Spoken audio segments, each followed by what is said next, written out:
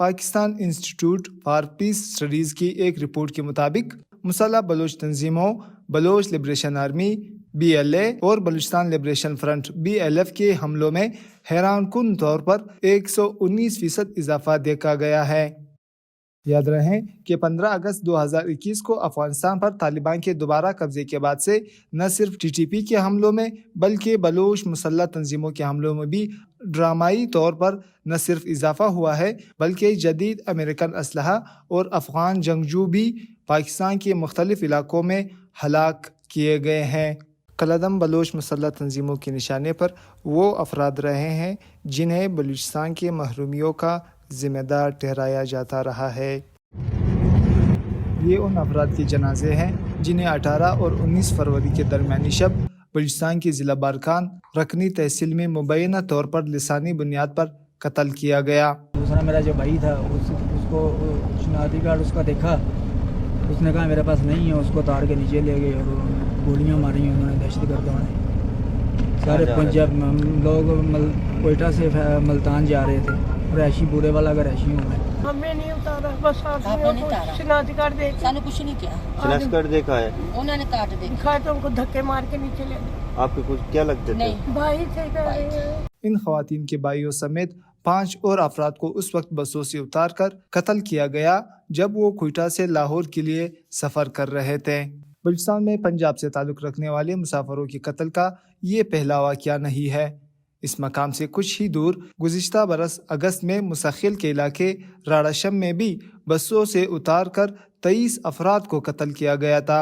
اسی طرح گزشتہ برس نشکی میں ایران جانے والے پنجاب سے تعلق رکھنے والے 9 مسافروں کو بسوں سے اتار کر قتل کیا گیا۔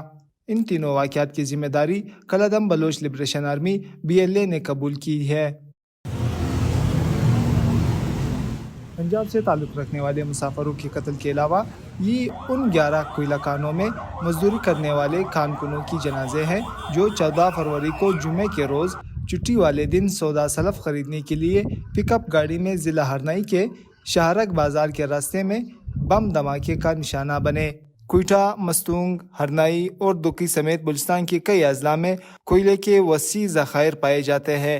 ان کوئلہ کانوں میں 70,000 سے زائد کارکن کام کرتے ہیں جن میں سے اکثریت کا تعلق خیبر پختونخوا اور افغانستان سے ہے۔ بلوچستان کے کوئلہ کانوں میں حفاظتی انتظامات نہ ہونے کی وجہ سے حادثات معمول تو ہے ہی، تاہم وسائل کے لوٹ مار کے نام سے نہتے کارکن مسلح تنظیموں کے نشانے پر رہے ہیں۔ مائنز انسپیکٹریٹ کے مطابق گزشتہ سال 46 مختلف حادثات میں 82 کارکن حادثات کا شکار ہو کر ہلاک ہوئے۔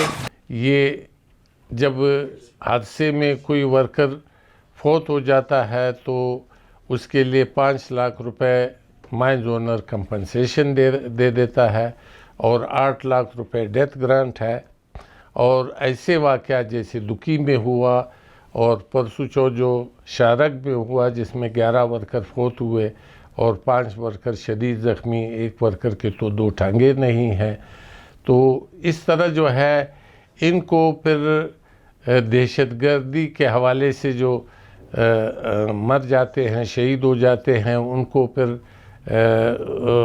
وہ پیکیج دیا جاتا ہے، دہشت گردی شہید والی پیکیج دی جاتی ہے۔ جنوری 2021 میں بلوچستان کے علاقے مچھ سے ہزارہ برادری سے تعلق رکھنے والے 10 کارکنوں کو اغوا کے بعد قتل کیا گیا۔